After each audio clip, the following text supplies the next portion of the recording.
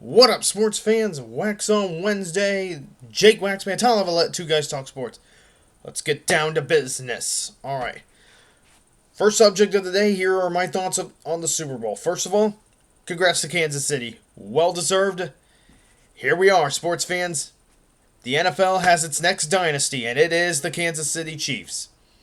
Now, I will say this. Although I picked the 49ers to win, it doesn't surprise me that the Chiefs won also. I knew this was a game that could go either way, depending on execution. But, man, those Chiefs, this was a down year for them. There's no question. They had a lot of challenges, and yet, when it mattered the most, they found a way to take care of business and get things done. And Patrick Mahomes, probably right now, we're looking at the NFL's best quarterback, without question. He's the one He and Andy Reid are the ones leading the way in this new Kansas City Chiefs dynasty that we have going. So, hey, nothing against them without a doubt. I'm happy for Mahomes, happy for the Chiefs and their fans, happy for Andy Reid and Travis Kelce, happy for those guys. Nothing against the Chiefs. I don't hate them. I did want the 49ers to win, but happy for the Chiefs as well. And for the 49ers, so close and yet so far again. And the thing is, we can all look at, so many things. Like, we can look at, Purdy's another game manager. I thought Brock Purdy actually played really well, and I thought he played well enough to win. But San Francisco offensively just couldn't finish in the red zone. Like, when they got down there and made those drives on Kansas City's defense, they just couldn't finish off those drives with touchdowns. You even get one more touchdown on any of those drives, and it's probably a different outcome, and the Niners would be celebrating their 6th Super Bowl win. The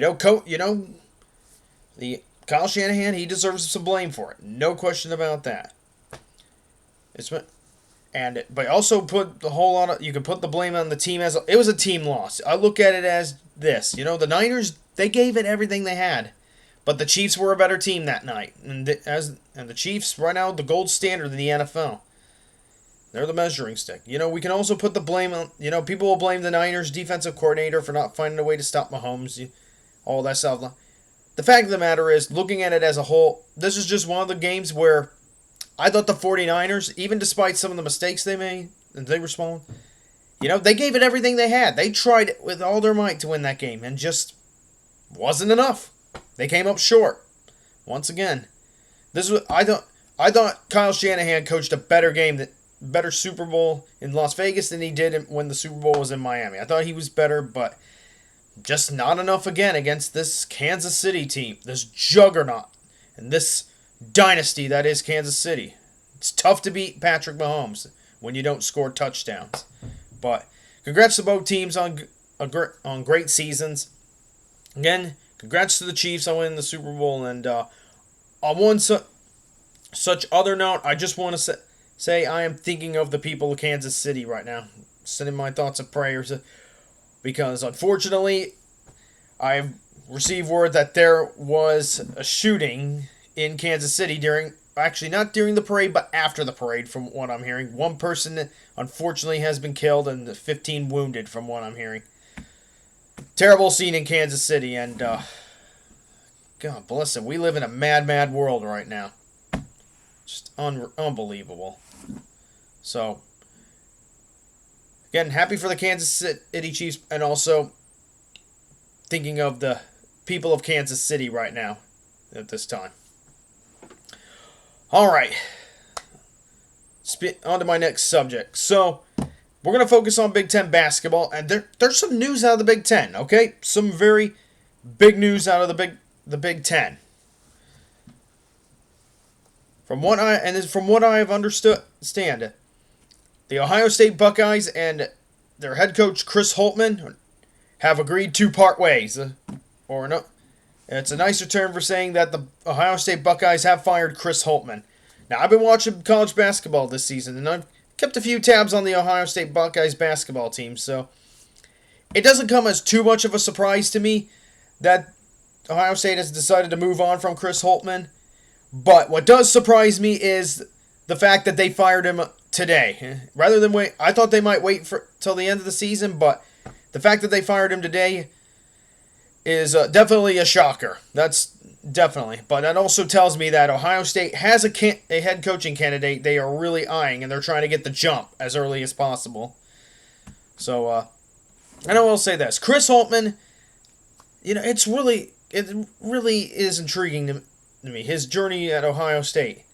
Just thinking about it. When he first came to Ohio State, and keep in mind, Ohio State had just moved on from its winningest coach in the basketball program's history, in Thad Matta. They just fired him, and then they get Holtman to replace him. That first season at Ohio State, Chris Holtman and the Buckeyes surpass expectations, and they come very close to winning a Big Ten title and make the tournament. They win a game, and it's a really good season for them. But unfortunately, under Chris Holtman, that's as good as Ohio State has been. In the years following the 2017 to 2018 season, they've never really been in contention for a Big Ten title. While they have made the tournament almost every year most years that Holtman's been, like those first years that Holtman was there, they made the tournament, but they never got out of the first weekend. They would go win one tournament game and they'd be a one and done, or they'd either be a one and done or a two and done. So they've been a good basketball team under Chris Holtman, but not a great one. Not one that has made a deep run in the tournament, nor won a Big Ten title. So, simply put it, the Ohio State Buckeyes under Holtman, good but not great, or not elite. So it's kind of understandable. And last year, they missed the tournament. Of course, they were close to making a run that would have allowed them to steal the Big Ten bid for the tournament, but Purdue knocked them out of the Big Ten tournament. And this year, they're not even close to making the tournament. I mean, they started the season strong, but in Big Ten play, it's all just gone down the drain pretty much for the Buckeyes. So, honestly, to sum it all, and they've had some impressive victories early on in the season, and there have been all throughout the seasons that Chris Holtman's been Ohio State's coach, they've had impressive victories, but like I said, once again, good enough to make the tournament, but not much more than that. And for Ohio State basketball fans and for Ohio State athletics, that's not good enough. So I have no doubt Chris Holtman, he seems like a good guy. I don't know him personally, but he seems like a good guy. But with the recruit, and by the way, he had some of the best recruiting classes when he was in his time at Ohio State, but he just was not, like, he had top 25 classes. And even top 15 class. But unfortunately, at Ohio State, he was just not able to maximize the potential of his recruiting classes. He just wasn't able to develop most of his players. And some did play really well. You got like E.J. Liddell and Justice Suing, to name a few. And I think Bruce Thornton is going to be a very, very good point guard, the more experience he gets. But aside from a few players that I've named, Chris Holtman just has not been able to get the most out of his players. He's a good guy, but things have just not worked out for him and Ohio State, and that's why they're going separate ways. So I had a feeling that Ohio State was looking to move on from him after the season, but I thought they were going to wait for sure. That was the only surprise about this is that they fired him today. And I do feel kind of bad for the guy because he got fired on Valentine's Day, of all days to lose your job on. That sucked. But I have a feeling that Holtman, knowing his coaching experience, he coached at Butler before he was at Ohio State. And I got a feeling, of course, some of my family do not think well of him. But I think he's a good guy. But now, good coach. I do think he's a good coach. Great coach. We'll see. But I wouldn't be surprised to see him land on his feet somewhere else in the NCAA after the season. Whether it's as a head coach or an assistant coach, we'll find out. But so there's one of the first coaching dominoes to fall just before before March Madness. So Chris Holtman fired by the Ohio State Buckeyes. So it'll be interesting to see where his basketball path takes him next. So that's pretty much, in a way, in terms of like coaching changes. That's the first coaching domino to fall just before March Madness, and be an interesting offseason for Ohio State this upcoming spring and summer. All right, and now on to my third and final subject. So, we got the IndyCar season coming up. Liveries have been revealed. Driver lineups have been set. We're getting close to St. Petersburg. Of course, one big story that I need to mention is David Malukas is going to miss the season opener at St. Petersburg due to a fractured finger. I wish him nothing but a speedy recovery. Now, with that said, there's a bigger story, and no disrespect to Dave Malukas, but there is a bigger story out there right now, and this is big in terms of IndyCar. The season finale for IndyCar in 2024 has been changed up. It's been getting a tune-up a bit. So IndyCar for the season finale will not be racing on the streets of Nashville. Instead, the series will shift to the Nashville Superspeedway. That 1 mile oval, or actually 1.5, I think, mile oval, if not big. They call it a Superspeedway, but it's not actually a Superspeedway. That's just Nashville's name for it. But so this change comes a lot due to the contemporance of the due to the other factors like the construction of the Tennessee Titans' new stadium, which will be in Nashville. So looks like the area that the Grand Prix of Nashville was going to be at centers around a lot of it's around the area where they're planning to build the new stadium or start construction on the new stadium for the Tennessee Titans. And the city of Nashville and IndyCar, I guess, could not figure things out in time. Or it's either that or there's a lot of other factors beyond that. But from what I understand, IndyCar will move the season finale from the streets of Nashville to the Nashville Superspeedway. On one hand, this could be a blow for IndyCar in terms of marketing because, that's the street course, and that's kind of what brings some of the fans and other peoples and organizations like sponsors in. So that could be tough marketing the race, and now they got to change up some things, which they still got time to, but I know it takes time to get these things set up, like the race distance and a couple of other things. But on the other hand, there's a lot of potential here. And honestly, I actually like this for IndyCar.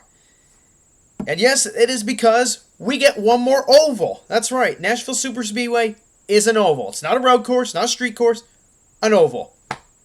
We should be excited about that because that means one more oval on the schedule. IndyCar fans have been clamoring, begging IndyCar for more ovals. And you know what?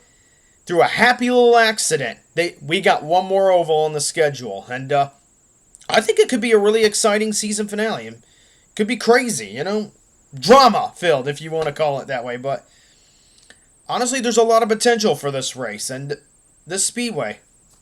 Now, safety, will be obviously the big concern for this race because these are cars that are going very, very fast, and they'll go very, very fast around Nashville Superspeedway.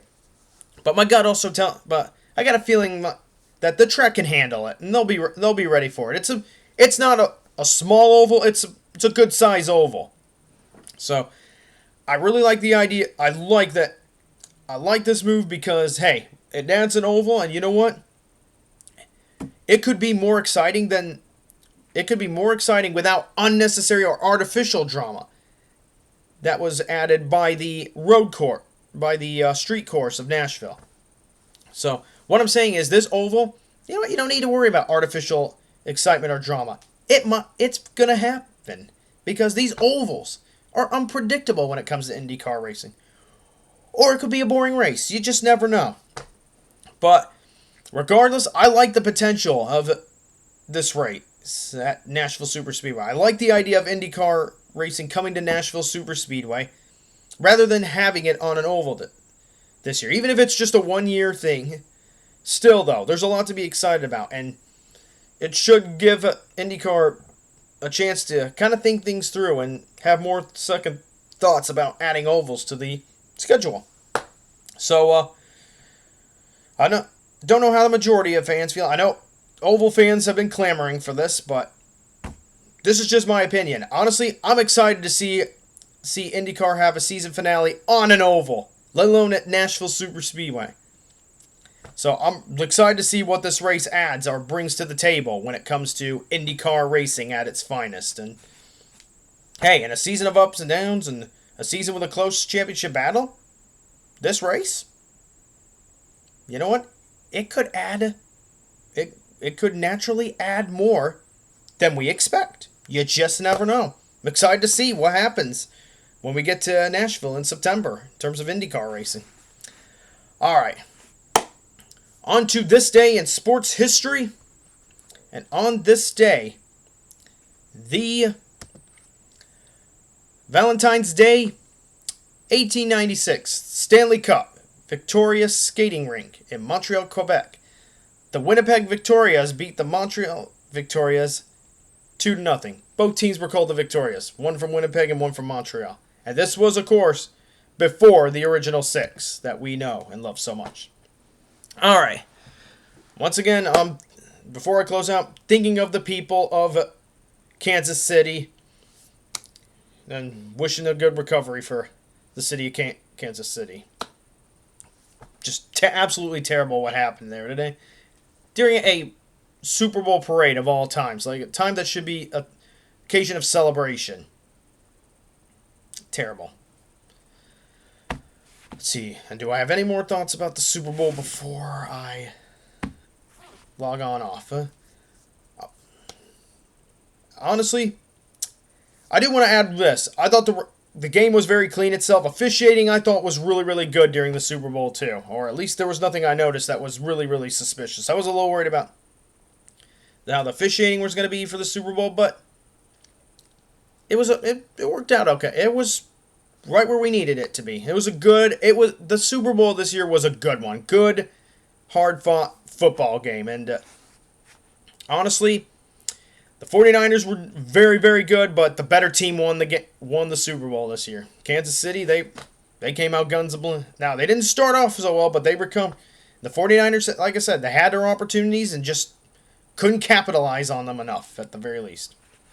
All right. Sports fans, that is all I got for this week's Waxon Wednesday. Thank you so much for watching, and this is Jake Waxman from Two Guys Talk Sports, signing off.